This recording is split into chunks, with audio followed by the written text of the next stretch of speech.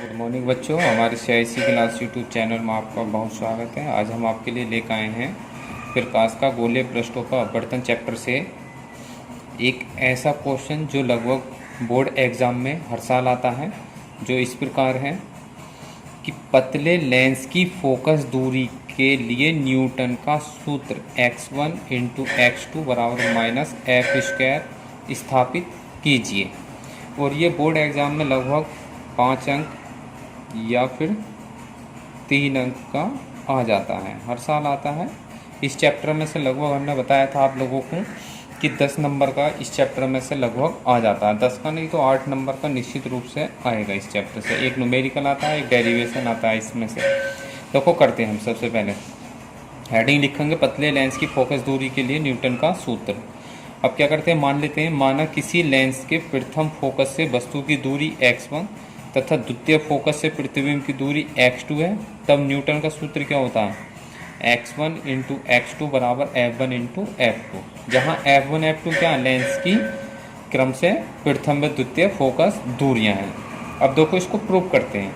Prove करने के लिए हमें क्या करना है, पहले एक चित्र बनाना होगा, ठीक है ना। जैसे चित्र बनाएंगे वैसे वैसे क्या है इसके हम परिभाषा या थ्योरी लिखते जाएंगे।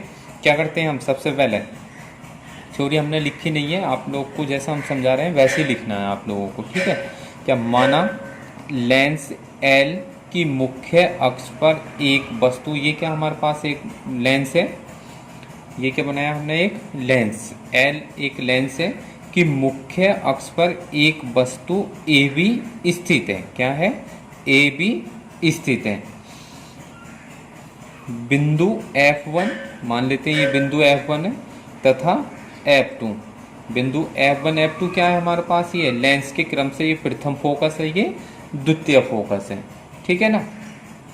अब हम जानते हैं कि जब कोई वस्तु लेंस के मुख्य अक्ष पर स्थित होती है तो एक प्रकाश की किरण क्या होती है, लेंस के मुख्य अक्ष के समांतर जाती है। क्या जाती है, वो लेंस के मुख्य अक्ष के समांतर होगी। तो ये जो प्रकाश की किरण क्या होगी, मुख्य अक्ष के समांतर जाएगी। और एक प्रकाश की किरण क्या होगी, प्रथम फोकस से होकर जाएगी। मान लेते हैं प्रथम फोकस ये है, तो क्या होगी, एक प्रकाश किरण क्या होगी, प्रथम फोकस से होकर जाएगी। ये इस तरह, ये प्रथम फोकस है, ये मुख्य अक्ष के समांतर जाएगी। अब हम जानते हैं कि जब कोई प्रकाश की किरण मुख्य अक्ष के समांतर होती है तो वो अपवर्तन के पश्चात क्या होती है, अपवर्तन के पश्चात द्वितीय फोकस से होकर गुजर जाती है। किससे होकर गुजर जाएगी, वो द्वितीय फोकस से होकर गुजर जाती है। मान लेते हैं, ये ले लेते हैं इसको इस तरह, चलो ये आएगी यहाँ पे द्वितीय फोकस, ठीक है, द्वितीय फोकस से गुजर जाती है। अब जो प्रकाश की किरण प्रथम फोकस से जाती है वो क्या होती है, अपवर्तन या परावर्तन के पश्चात क्या होती है, वो मुख्य अक्ष के समांतर हो जाती है। क्या हो जाती है, वो मुख्य अक्ष के समांतर हो जाती है, ठीक है। अब जहाँ पर ये दोनों प्रकाश की किरणें परावर्तन के पश्चात या अपवर्तन के पश्चात एक दूसरे को काटेंगी, वहाँ पे क्या होगा, वस्तु का प्रतिबिंब बनेगा। क्या बनेगा, वस्तु का प्रतिबिंब, ठीक है। ये क्या हो गया, वस्तु का प्रतिबिंब बन जाएगा। मान लेते हैं प्रतिबिंब जो हमारे पास है DE ले लेते हैं इसको, चलो कुछ भी ले सकते हो जो आप लोगों का मन हो, ठीक है। DE हो गया, इसको C बिंदु ले लेते हैं, इसको चलो F बिंदु ले लेते हैं हम, ठीक है ना। ये हो गया।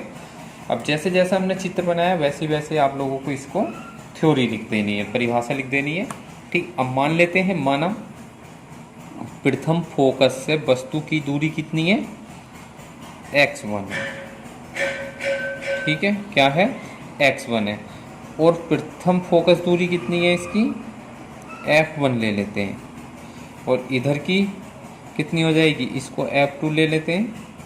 और ये दूरी कितनी हो जाएगी, प्रथम फोकस से प्रतिबिंब की दूरी x2 ले लेते हैं इसको, ठीक। अभी हमारे पास चित्र कंप्लीट हो गया है। अब इसी चित्र के अनुसार हमें आगे बढ़ना है। क्या करेंगे हम, देखो ये त्रिभुज है हमारे पास, इसको हम डार्क कर लेते हैं। अब देखो ये ओ है, इसका मुख्य अक्ष हो गया। अब ये हमारे पास त्रिभुज है, देखो ABF1 त्रिभुज ABF1 तथा त्रिभुज F1OC क्या है, एक ही आधार रेखा पर बने हुए हैं। कौन कौन से त्रिभुज, एक ये है ठीक, और एक त्रिभुज ये है। क्या है ये, दोनों एक ही आधार रेखा पर बने हुए हैं। जब एक ही आधार रेखा पर बने हुए हैं तो क्या होंगे, ये त्रिभुज समरूप होंगे। क्या होंगे, समरूप त्रिभुज है।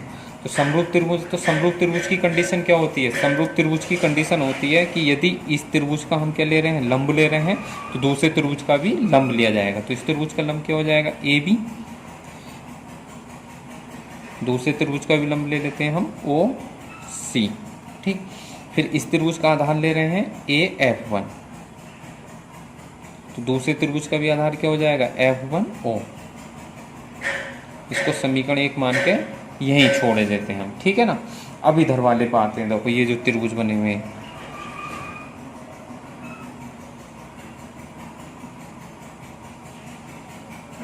ये भी एक ही आधार रेखा पर बने हुए हैं त्रिभुज, देखो दोनों एक ही आधार रेखा पे है, तो ये भी क्या होंगे, त्रिभुज समरूप त्रिभुज होंगे, ठीक है ना। अब क्या आते हैं, समरूप त्रिभुज किस किस मान जाते हैं हम, FOF2 तथा F2DE में, ठीक।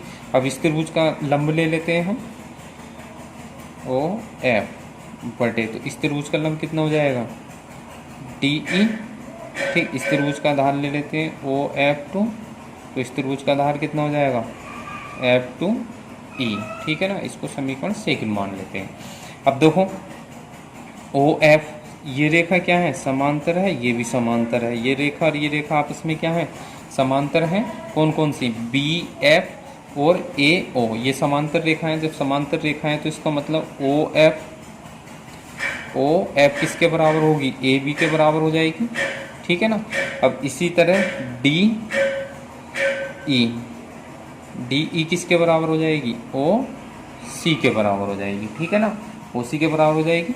अब ये मान यहाँ पर रखा दें, देखो यहाँ पर रख लेते हैं, तो कितना हो जाएगा हमारे पास, ये देखो OF के स्थान पे कितना रख देंगे, AB, और DE के स्थान पे कितना रख देंगे हम, OC, और इधर कितना है, F2 बटे F2E।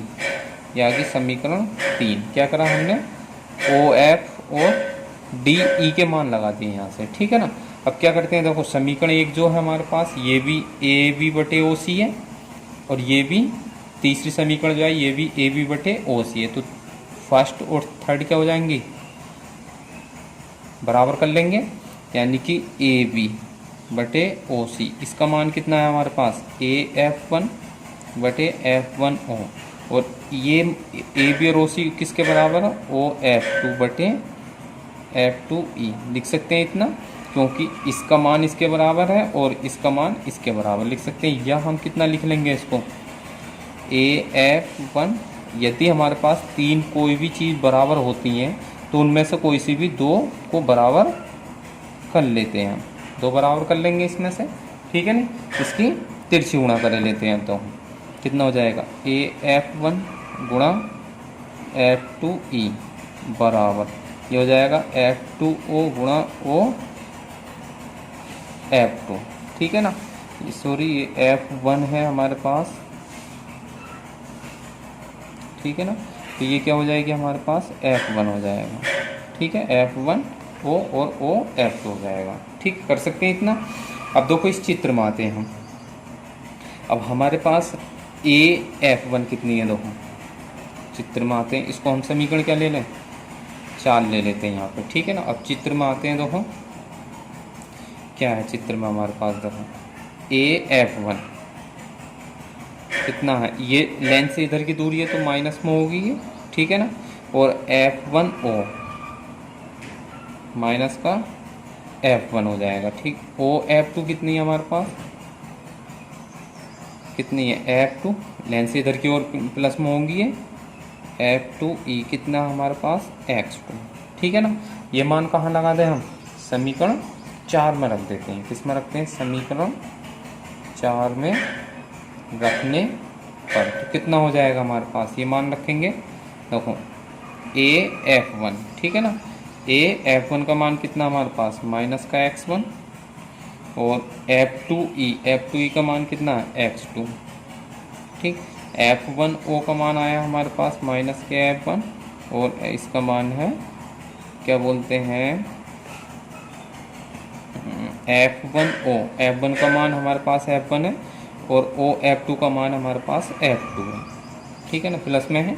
तो ये माइनस से माइनस कट जाए तो यह जाएगा x1 x2 बराबर F1 F2। तो ये क्या आएगा हमारे पास, ये आएगा न्यूटन का व्यापक सूत्र आएगा। ये किसके लिए, लेंस के अपवर्तन के लिए न्यूटन का व्यापक सूत्र आएगा। क्या आएगा हमारे पास, लेंस द्वारा अपवर्तन के लिए न्यूटन का सूत्र या व्यापक सूत्र भी लिख सकते हैं, व्यापक सूत्र है। अब क्या करते हैं हम, अब आते हैं देखो इसकी प्रथम स्थिति पे, ठीक है ना। प्रथम स्थिति पे आते हैं, इसकी प्रथम स्थिति पे क्या आते हैं, यदि क्या लेते हैं हम, यदि लेंस क्या है, यदि वस्तु क्या है प्रथम फोकस पर स्थित है। कहाँ पे स्थित है, प्रथम फोकस पर स्थित है। प्रथम फोकस पर स्थित होगी तो इसका मतलब x1 का मान क्या हो जाएगा, 0 हो जाएगा, क्योंकि जब प्रथम फोकस पर आ जाएगी तो वस्तु यहाँ से यहाँ आ गई तो इसका मतलब x1 क्या हो गया, गायब हो जाएगा, यानी कि x1 का मान क्या रख लेंगे हम, 0 लिख लेंगे। तो जब 0 लगाएंगे इसमें तो ये 0 × x2 बराबर कितना हो जाएगा, F1 F2, या F2 बराबर कितना आ जाएगा, 0 आ जाएगा। कितना आ जाएगा, 0, अर्थात वस्तु का प्रतिबिंब कहाँ होगा, अनंत पर प्राप्त होगा। कहाँ आएगा, अर्थात जब इन्फिनिटी होएगा तो वस्तु का प्रतिबिंब क्या होगा, कहाँ बनेगा, अनंत पर। कहाँ पर बनेगा इसका प्रतिबिंब, अनंत पर प्राप्त होगा, ठीक है। अब सेकंड कंडीशन पर आते हैं, देखो इसकी सेकंड कंडीशन क्या है, यदि लेंस के दोनों ओर माध्यम क्या है, समान है। यदि लेंस के दोनों ओर माध्यम क्या है, समान है। जब माध्यम समान होगा तो क्या होगा हमारे पास, यानी कि F2 का मान भी F हो जाएगा, ठीक है। F2 का मान कितना हो जाएगा, F हो जाएगा, और F1 का मान कितना हो जाएगा, माइनस के F। क्यों, क्योंकि लेंस से इधर की दूरी है, माइनस में हो जाएगी ये, ठीक है ना। अब इसमें यहाँ पर रख देंगे, देखो ये जो समीकरण, इसको मान लेते हैं हम, क्या ले लेते हैं इसको, 4 ले लेते हैं। चलो समीकरण 4 में रख लें ये मान, चलो यहाँ रख कर लेते हैं समीकरण 4 से। तो कितना हो जाएगा, x1 × x2 बराबर कितना हो जाएगा, F1 के स्थान पे F माइनस के F2 के स्थान पे प्लस का F। तो कितना हो जाएगा, x1 x2 बराबर माइनस के x²। यही क्या हमें प्रूफ करना था। तो क्या आएगा, न्यूटन का सूत्र आएगा पतले लेंस के लिए, ठीक है ना। इस प्रकार हमने इस वीडियो में पतले लेंस के लिए न्यूटन के सूत्र की उत्पत्ति की है। और बोर्ड एग्जाम में लगभग 5 नंबर या 3 नंबर में आ जाता है हर साल। और कहने मतलब हमारा ये है कि जो भी बोर्ड एग्जाम में आते हैं हम उन्हीं को ही अधिकतर अपने यूट्यूब चैनल पर कराते हैं आप लोगों को। अगर हमारी वीडियो पसंद आई हो तो लाइक कीजिए, यदि यूट्यूब चैनल पर पहली बार आए हैं तो हमारे चैनल को सब्सक्राइब कीजिए और बेल आइकन को प्रेस कीजिए।